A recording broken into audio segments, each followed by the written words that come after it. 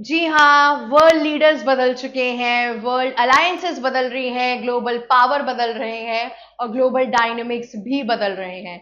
कुछ दिनों पहले कैसा आपने देखा था कि इंडिया और यूएस एक बहुत अच्छे दोस्त थे, तो आज हम देखते हैं कि कहीं उनसे बैर हो गई हैं, चीजें खराब हो गई हैं और अब इंडिया और चाइना बहुत अच्छे दोस्त बन चुके हैं। हाल फिलहाल में हुई एससीओ समिट ने रशिया, इंडिया और चाइना की दोस्ती पे एक ठप्पा लगा दिया, मानो कि बस अब चीजें स्टेबल रहेंगी। एक वेस्टर्न कंट्रीज के खिलाफ एक अलायंसेस जो बनी है, ये एक तरीका जो उन्होंने अपनाया है अपने सैंक्शंस और चीजों को हटाने के लिए, इस पर चाइना ने दूसरा स्टेप भी ले लिया है। जी हाँ, आज आज के दिन आज हुआ है वर्ल्ड वॉर को 80 इयर्स और इस चीज को सेलिब्रेट करने के लिए, इस चीज को ट्रिब्यूट करने के लिए चाइना ने अपनी इतिहास की सबसे बड़ी मिलिट्री परेड निकाली, जिसके पार्ट थे पुतिन जो कि है रशिया के प्रेसिडेंट और नॉर्थ कोरिया से आए थे किम जोंग यून, और तीनों ने मिलकर इस चीज का इनॉग्रेशन और फेलिसिटेशन किया। इस पूरे परेड का एक ही मतलब था, ये बताना कि हम वेस्टर्न कंट्रीज के खिलाफ अब खड़े हो रहे हैं। इसमें इंडिया का क्या योगदान था, इसमें इंडिया के लिए क्या अच्छा था और इंडिया का ये जो अलायंस शिफ्ट इस टाइम पर होना किस तरीके से डेस्टाइन था, इन सब चीजों पे बात करते हैं आज हम इस वीडियो के अंदर। सबसे पहले नमस्कार, मेरा नाम शिवी चित्रांशी है और आप देख रहे हैं एबीसी हिंदी। सबसे पहले हम बात करते हैं कि चाइना ने ये इतनी बड़ी मिलिट्री परेड की क्यों। मैं जैसा कि मैंने आपको बताया कि वर्ल्ड वॉर 2 को आज 80 इयर्स हो गए और उसने इस परेड के अंदर ऐसे लोगों को शामिल किया जो कंट्रीज अथॉरिटेरियन थी उस टाइम पे। जी हाँ, कोल्ड वॉर के टाइम पे आप कम्युनिस्ट कह लो, अथॉरिटेरियन कह लो, जो जो कैपिटलिज्म के साइड नहीं थी बल्कि अथॉरिटेरियन साइड थी, जिसमें आपका आता है Russia, China, north Korea, Iran, ये सारी, टर्की, ये सब कंट्रीज का इनविटेशन था इस जगह पे। हालांकि वेस्टर्न अलायंसेस भी आए थे इस जगह पे, जिससे हमें ये पता चलता है कि आने वाले टाइम में चीजें कभी भी सत्ता पलट हो सकती है। अगर नाटो जैसे संगठनों को लगता होगा कि हम वर्ल्ड पावर है, हमारे अंदर ये है वो है, तो ऐसा कुछ नहीं है। इवन वेस्टर्न अलायंसेस भी टूट रहे हैं अब, और वो चाइना, इंडिया और रशिया को उनके ग्लोबल या फिर ग्लोबल साउथ अलायंसेस के अंदर दिखते हुए आ रहे हैं नजर। जैसा कि मैंने आपको कितने बार बोला है, eastern country versus western country होगा, आमने सामने आएंगे, और ये जो मिलिट्री परेड इस बार चाइना में हुई है, ये उसका साफ साफ सबूत है कि कैसे चीजें चेंज हो रही हैं। सबसे पहले हम बात करते हैं इस एक वर्ड की जो आपको काफी हद तक सुनने में मिल रहा होगा, वो है axis of uphill. Axis of uphill का मतलब ये है कि एक ऐसी कंट्रीज जिन पर वेस्टर्न सैंक्शंस हैं, वेस्टर्न चीजें हैं, जिसको वो अपोज कर रही है या जिसके खिलाफ एक आवाज उठा रही है। जी हाँ, इन सारी कंट्रीज ने एक मूल मंत्र अपनाया है, ये सारी कंट्रीज एक दूसरे की हेल्प करेंगी। जैसे कि आप देखते हैं कि ईरान रशिया को इस टाइम पर ड्रोन्स प्रोवाइड करता है ताकि रशिया और यूक्रेन के वॉर में रशिया लड़ सके बढ़िया तरीके से। दूसरी ओर रशिया अपने जितनी भी एलाइज है, इंडिया हो गया, चाइना हो गया, इन सब लोगों को ऑयल और गैसेस प्रोवाइड करता है, डिस्काउंटेड रेट पे प्रोवाइड करता है।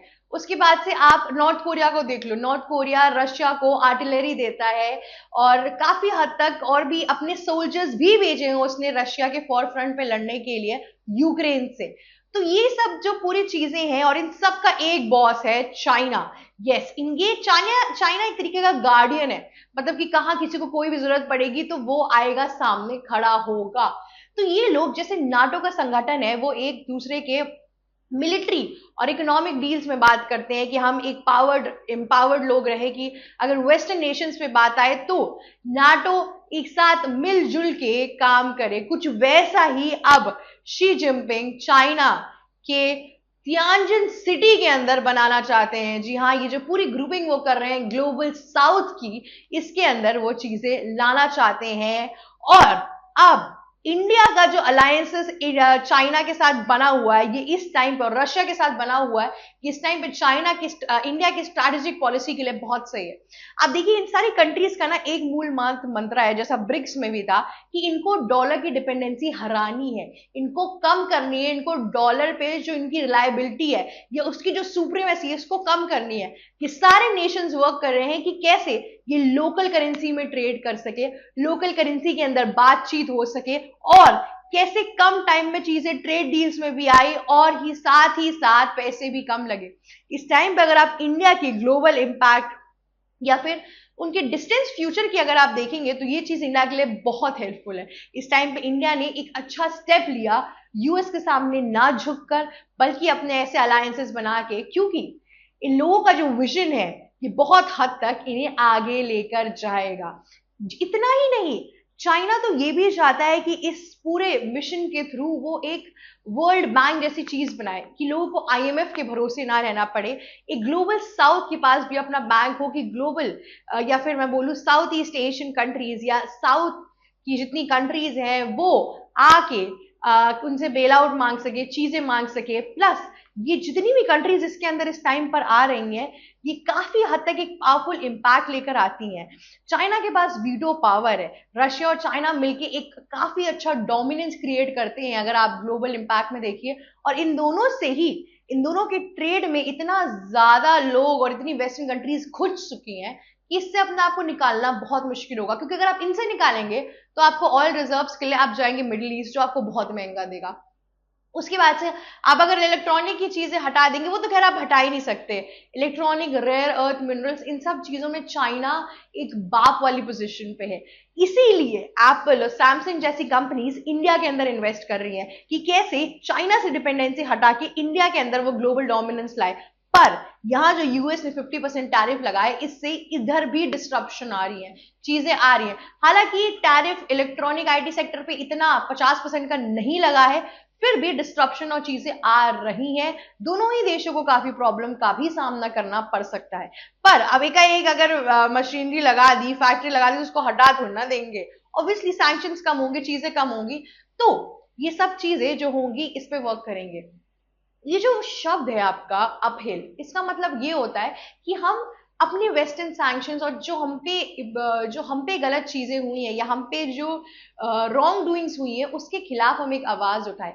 अब आप देखिए रशिया इस टाइम पे यूक्रेन वॉर की वजह से सैंक्शंस के ऊपर चल रहा है, वेस्टर्न सैंक्शंस के ऊपर चल रहा है, जिससे वाइन जैसी और पता नहीं कितनी कितनी चीजों पे उनका ट्रेड कंप्लीटली बंद है। उसके बाद से अगर आप ईरान को देख लीजिए तो ईरान बहुत टाइम से न्यूक्लियर फैसिलिटी की वजह से एक सैंक्शन के अंदर चल रहा है, नॉर्थ कोरिया पे भी अपने सैंक्शन है। तो इन सब जो चीजें हैं, ये सब जो पूरा एक डायनेमिक इस टाइम पे बन रहा है, वो काफी हद तक एक ब्रूटल रिजल्ट में आ रहा है। अभी चाइना और यूएस के अंदर एक और बात हुई थी जिस पर ये डर भी था लोगों को कि यूएस ने बोला था मैं तुम पे 200% क्या कहते हैं रिटेलिएटरी टैरिफ लगा दूंगा चाइना के ऊपर। हालांकि कभी कभी तो मुझे लगता है कि डोनाल्ड ट्रंप बस नंबर स्टेट करते हैं, उन्होंने समझ नहीं आता कि ये डीलिंग में बैठ भी रहा है कि नहीं, ये ट्रेड के कैलकुलेशन में आएगा भी कि नहीं। वो बस स्टेटमेंट के लिए एकदम लंबा चौड़ा हाँक देते हैं, कभी कभी मुझे ऐसा लगता है।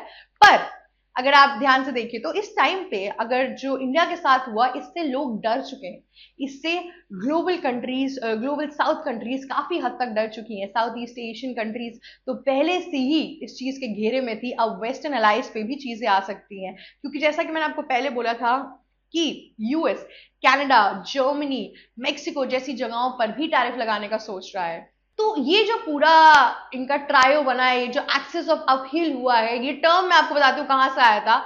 ये क्या कहते हैं, कोई पुराने यूएस काउंसलर थे तो उन्होंने ये टर्म दिया था कि इस टाइम पे ये कंट्रीज मिलके ये बनाना चाहती हैं। तो इन पूरे चीजों में इंडिया का काफी प्रॉफिट है, इंडिया के पास एक सॉलिड स्टैंड है इस टाइम पे। इंडिया इन सब चीजों के खिलाफ काफी हद तक लड़ सकती है या उनके पास एक बैकअप है। इस टाइम पे इंडिया को इस बैकअप की बहुत जरूरत है, पर इसमें कुछ कुछ लूप होल्स भी हैं। आइए हम लूप होल्स पे भी बात करते हैं। सबसे बड़ा लूप होल ये है कि रशिया और चाइना अपने आप को ऑलमोस्ट सिमिलर पोजीशन पे मानता है, जबकि सच्चाई ये है ही नहीं।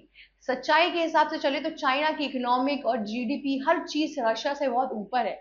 अब ये दोनों ही कंट्री एक साथ सेंट्रल एशिया पे अपना राज करना चाहती हैं या सेंट्रल एशिया के अंदर अपना एक पकड़ बनाना चाहती हैं, इस पे एक फाइट या कॉन्फ्लिक्ट आ सकता है।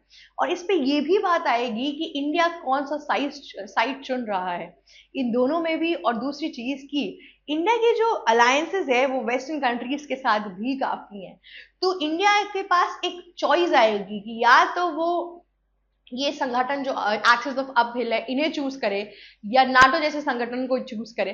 तो इन दोनों में एक चॉइस आएगी, पर इंडिया का जो पूरा मतलब जो उनकी पूरी अलाइनमेंट्स हैं वो नॉन अलाइनमेंट्स है, मतलब उनका जो पूरा सोच है, पॉइंट ऑफ व्यू है, वो नॉन अलाइनमेंट की तरफ जाता है, मल्टीपोलरिज्म के अंदर जाता है।